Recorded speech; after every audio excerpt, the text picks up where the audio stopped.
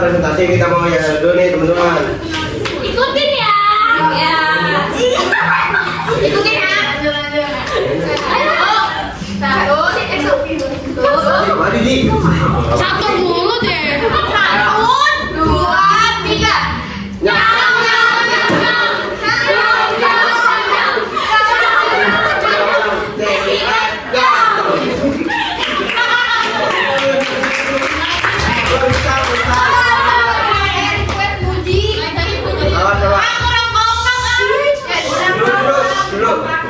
Di depan ada teman-teman disapa.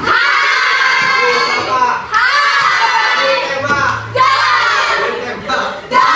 Ditiup. Ditiup. Nomor 3.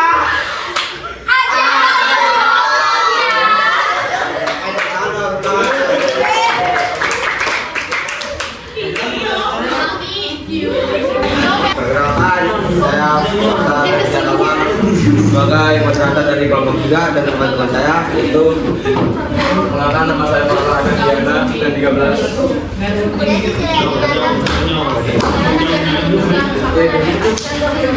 Saya Hendra Jara Berbeda dari absen 14. Saya Nadia dari absen 8. Saya Nisakan Sahria dari absen 4. Saya Josefani dari absen 3. Saya Desta Mali dari 28.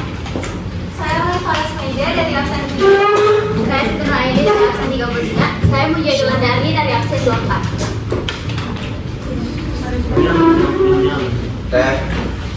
Materi pertama akan dipaparkan oleh Nurul. Oke, assalamualaikum warahmatullahi wabarakatuh. Waalaikumsalam warahmatullahi wabarakatuh. Nah, di sini jadi saya akan menjelaskan materi apa itu demokrasi. Nah, demokrasi itu berasal dari bahasa Yunani, yaitu demos yang berarti rakyat dan kratos yang berarti kekuasaan. Berarti di mana sistem pemerintahan berada di tangan rakyat. Nah, di PPT ini tuh ada dua penjelasan dari Muhammad Hatta dan Abraham Lincoln. Nah, yang pertama itu dari Muhammad Hatta. Demokrasi itu merupakan pergantian kedaulatan dari raja ke rakyat, yang dimana berarti kekuasaan tidak lagi dipegang oleh satu orang atau satu kelompok tertentu. Nah, menurut Abraham Lincoln menyebut demokrasi sebagai pemerintahan dari rakyat untuk rakyat dan oleh rakyat, di mana bahwa seluruh kebijakan negara harus berpihak pada kepentingan rakyat. Kesimpulan dari apa itu demokrasi adalah disimpulkan bahwa demokrasi menempatkan rakyat sebagai penguasa kekuasaan tinggi, di mana rakyat berhak menentukan pemimpin dan alat kebijakan negara. Baik, terima kasih Nurul pada materi yang tadi dipaparkan. Selanjutnya akan dipaparkan oleh Angel. Selanjutnya ada prinsip-prinsip demokrasi. Prinsip-prinsip demokrasi ini dirumuskan dan dijelaskan menurut Elvis I. Urowski dari sudut pandang ahli. Yang pertama itu ada konstitusionalisme.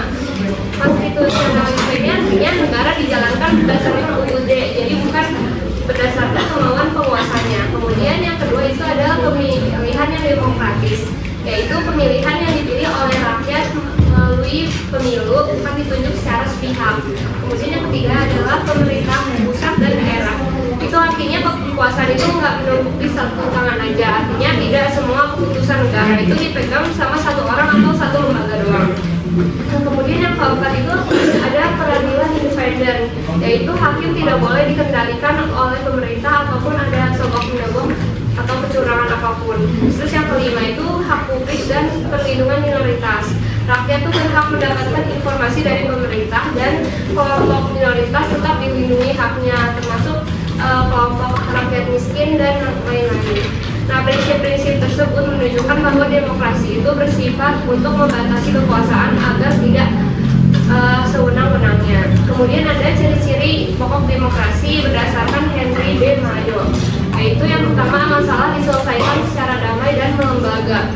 Masalah itu diselesaikan melalui aturan dan hukum, bukan keributan atau kekerasan. Kemudian yang kedua ada perubahan berjalan damai. Perubahan itu dilakukan tanpa paksaan dan tanpa kekerasan, jadi secara teratur. Kemudian pergantian pemimpin yang teratur. Pemimpin itu diganti setiap pemilu yang dilakukan 5 tahun sekali di Indonesia.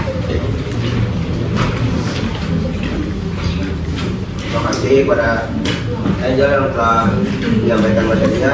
Selanjutnya materi selanjutnya yaitu dari sisi yang akan disampaikan. Selanjutnya ada klasifikasi demokrasi.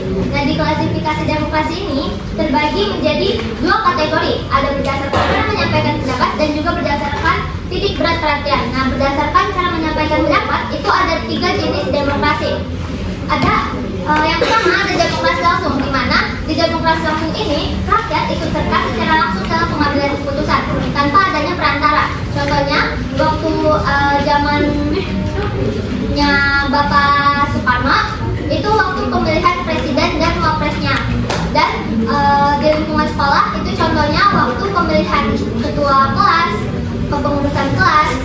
Nah, yang kedua ada demokrasi tidak langsung. Di demokrasi tidak langsung ini itu adalah penyaluran aspirasi melalui wakil rakyat yang terpilih melalui pemilihan umum atau pemilu, atau biasa kita sebutnya nyoblos. Nah, ini bisa dilakukan contohnya waktu pemilihan presiden dan wapres pada zaman kita ini kita lakukan pemilu. Nah, di lingkungan sekolah itu contohnya seperti waktu pemilihan ketua OSIS dan Waketos. Nah, yang ketiga ada demokrasi perwakilan. Di demokrasi perwakilan ini itu rakyat memilih wakil-wakilnya sendiri untuk membuat keputusan dan mengurus negara atas nama mereka. Jadi rakyat sendiri yang memilih wakil mereka untuk membuat suatu keputusan untuk mereka. Nah, yang kedua ada berdasarkan titik berat perhatian. Nah, berdasarkan titik berat perhatian ini juga ada 3 jenis demokrasi. Yang pertama ada demokrasi formal. Di demokrasi formal itu lebih fokus pada menjunjung tinggi persamaan dalam bidang politik tanpa mengurangi kesenjangan sosial. Nah, di sini semua orang itu punya hak suara yang sama, tapi di sini sering rakyat itu sering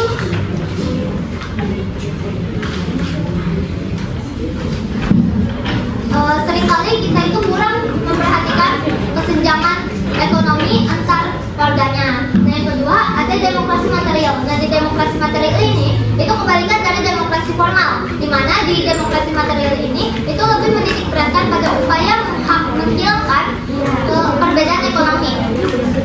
Nah, tapi ada sisi negatifnya dari demokrasi material ini. Sisi negatifnya itu sisi negatif dari demokrasi material ini persamaan di bidang politiknya itu seringkali dilupakan atau bahkan dihilangkan. Nah, yang terakhir ada demokrasi campuran. Di demokrasi campuran ini itu bisa disebut sebagai titik tengah dari demokrasi formal dan juga demokrasi material. Kenapa? Karena di demokrasi campuran ini hanya mengambil sisi positif dan membuang sisi negatif dari demokrasi formal maupun demokrasi material. Nah, di sini makanya di sini itu di demokrasi campuran itu ada tercipta adanya kesejahteraan ekonomi sekaligus juga kesetaraan politik. Terima kasih kepada Sisil yang telah menyampaikan materinya. Selanjutnya kita ada materi periodisasi perkembangan demokrasi yang akan disampaikan oleh Pak.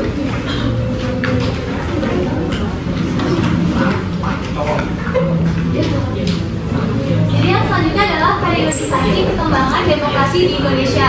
Jadi periodisasi demokrasi di Indonesia itu ada 4 periode. Yang pertama adalah demokrasi parlementer, yaitu di tahun 1945 sampai 1959, yang dimana kekuasaan ini tuh ya yang memegang kekuasaan tertinggi itu adalah parlemen dan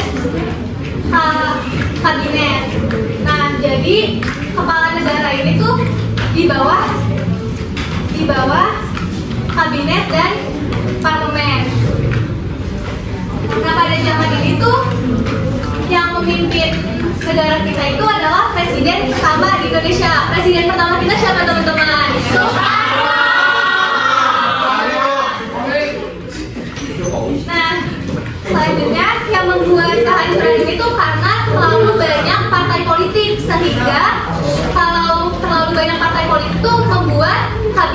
sering berganti. Bahkan dalam rentang waktu 1945 sampai 1959 ini terdapat 7 kali pergantian kabinet, sehingga sistem pemerintahan Indonesia ini tuh sangat berantakan. Nah, selanjutnya adalah demokrasi dipimpin di tahun 1959 sampai 1965, dimulai sejak dekret Presiden 5 Juli 1959. Nah, kalau di demokrasi terpimpin ini yang memegang kekuasaan tertinggi itu adalah kepala negara, yaitu presiden kita yang pertama, Presiden Soekarno. Nah, di sini juga Presiden Soekarno menetapkan sistem Nasakom. Kalian masih ingat nggak Nasakom itu apa? Yang di sejarah singkatan dari apa? Nasionalisme, agama, hukum, dan komunis.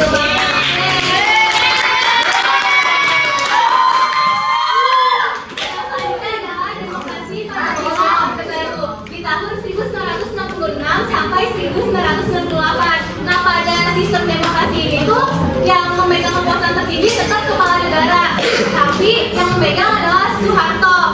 Padahal presidennya masih Soekarno. Kira-kira kenapa itu, teman-teman? Karena sakit. Iya, betul banget, karena adanya dualisme.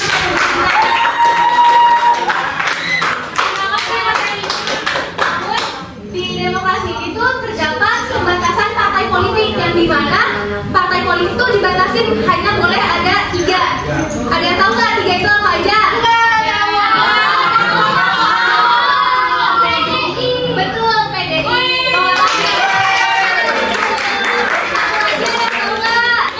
PDI sama apa?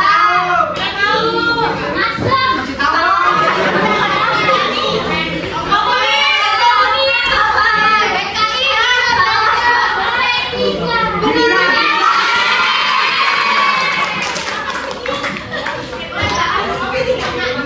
Selanjutnya adalah demokrasi era reformasi. Nah, demokrasi era reformasi ini tuh yang diterapkan dari tahun 98 sampai saat ini, yaitu di kepemimpinan Prabowo. Nah, ini tuh di demokrasi itu kita sudah mulai bebas untuk berpendapat dan bisa memilih presiden kita sendiri.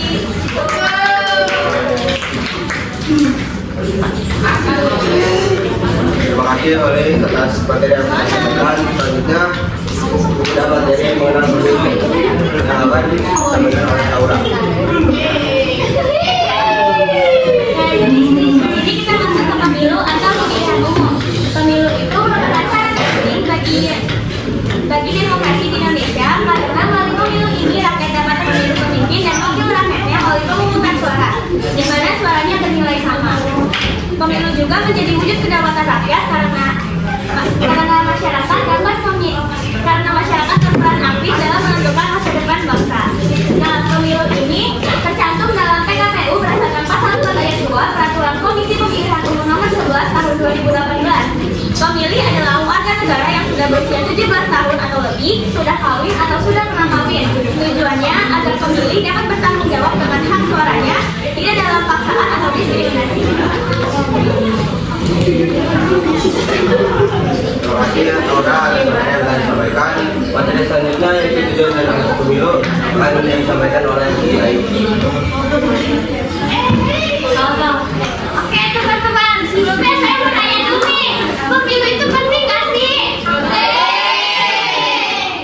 Betul banget, pemilu itu sangat penting karena dalam pemilu itu masyarakat tuh dapat menentukan pemimpin dan rakyatnya itu sendiri. Kalau misalnya itu kan masyarakat nggak bisa berpendapat dan menyuarakan suaranya. Oke, di sini saya akan membahas tujuan dan asas pemilu. Pasti kalian untuk mengikuti pelaksanaan pemilu pastinya punya tujuan dan asas dong, nggak kayak Oke, di sini ada tujuan pemilu. Yang pertama itu melaksanakan kedaulatan rakyat. Artinya kekuasaan tertinggi berada di mana, teman-teman? Dengan adanya pemilu, pemimpin dapat menentukan pemimpin lagi, dan ada yang pemilu, rakyat itu dapat menentukan pemimpin dan wakil rakyatnya sendiri. Selanjutnya ada mewujudkan hak asasi politik. Jadi kan pasti setiap warga negara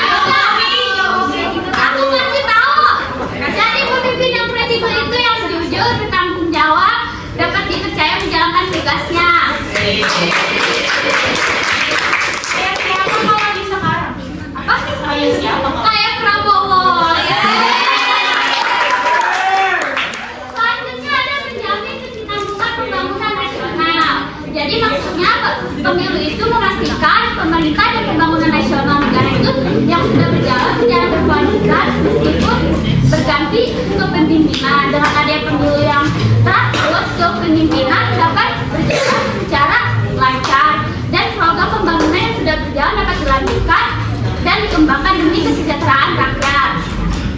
Lalu yang terakhir, meningkatkan partisipasi masyarakat.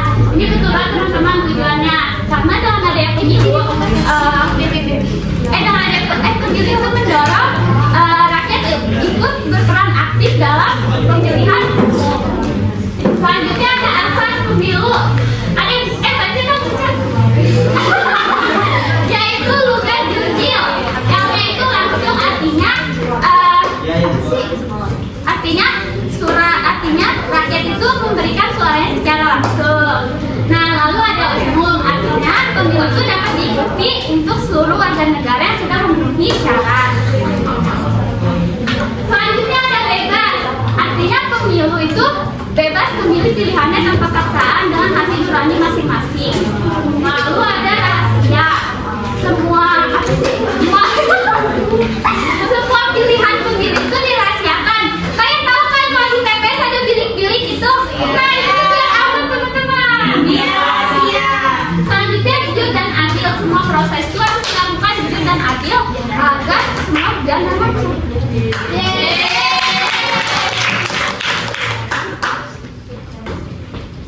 Terima kasih Uni atas materi yang telah disampaikan.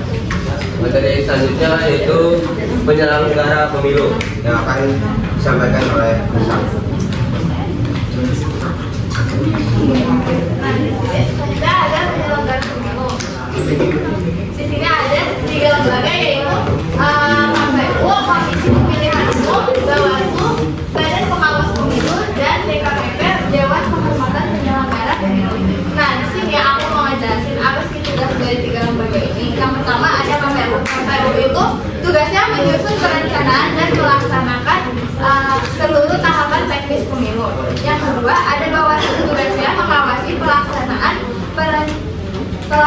perencanaan pemilu agar sesuai dengan peraturan. Yang terakhir ada DKPP, tugasnya menangani pelanggaran kode etik pemilihan umum.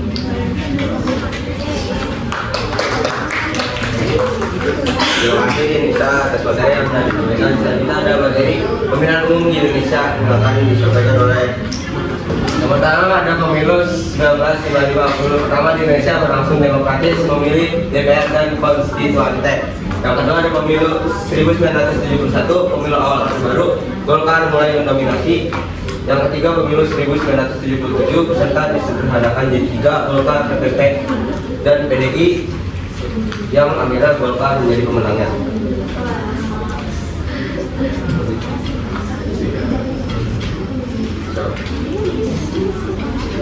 Lalu selanjutnya akan disampaikan oleh Rizka. Nah, pemilihan umum di Indonesia ini di awal tahun 1995 sampai 1997 dengan pemilu 1982 dan 1987 didominasi oleh Golkar semakin kuat, kebebasan politik dan terbatas. Lalu pemilu 1992 dan 1997 di tengah Orde Baru meningkat, pemilu 1997 jadi pemilu terakhir sebelum reformasi.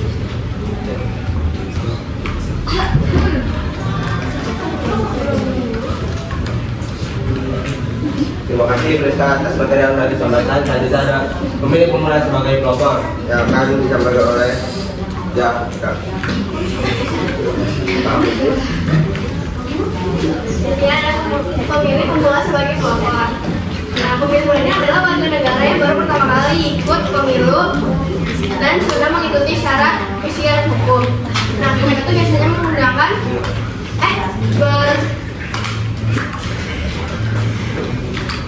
berpikiran antusias, terbuka, dan kritis.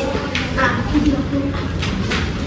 oleh karena itu, mereka pemilih pemula itu perlu dibekali informasi benar agar tidak terpengaruh. Partisipasi mereka itu penting karena bisa membuat pemilu lebih berkualitas dan meningkatkan kesadaran politik masyarakat.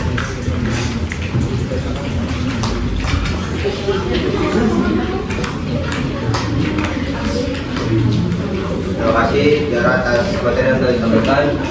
Materi selanjutnya yaitu tahapan pemilihan umum akan disampaikan oleh Nadia.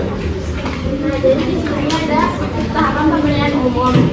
Yang pertama ini pendaftaran pemilih, contohnya ini yang sudah berusia 17 tahun untuk mendatangi kantor kelurahan untuk memastikan namanya sudah terdaftar atau belum.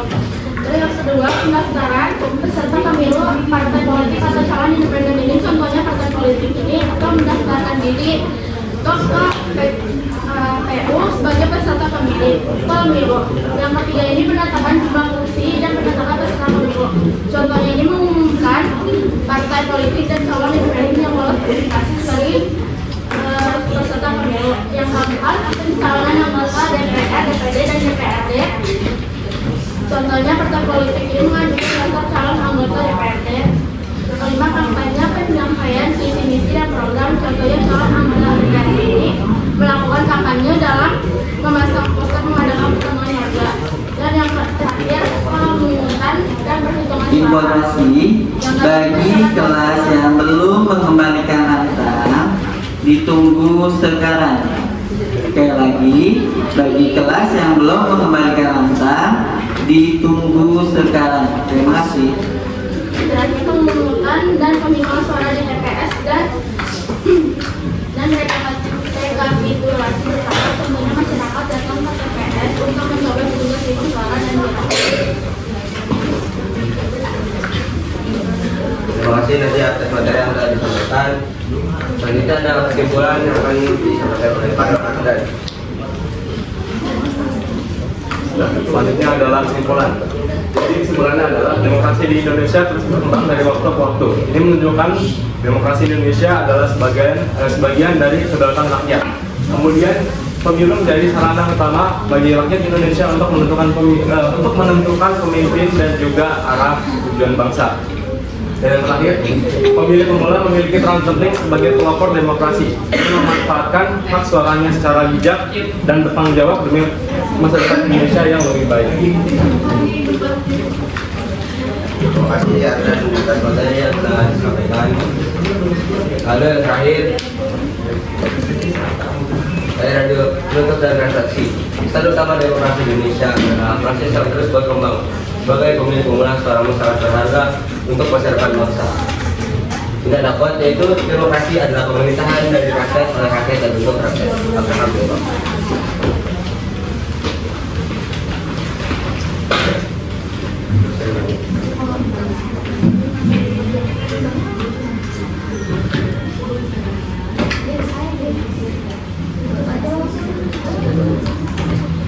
Sekian dari kelompok kami.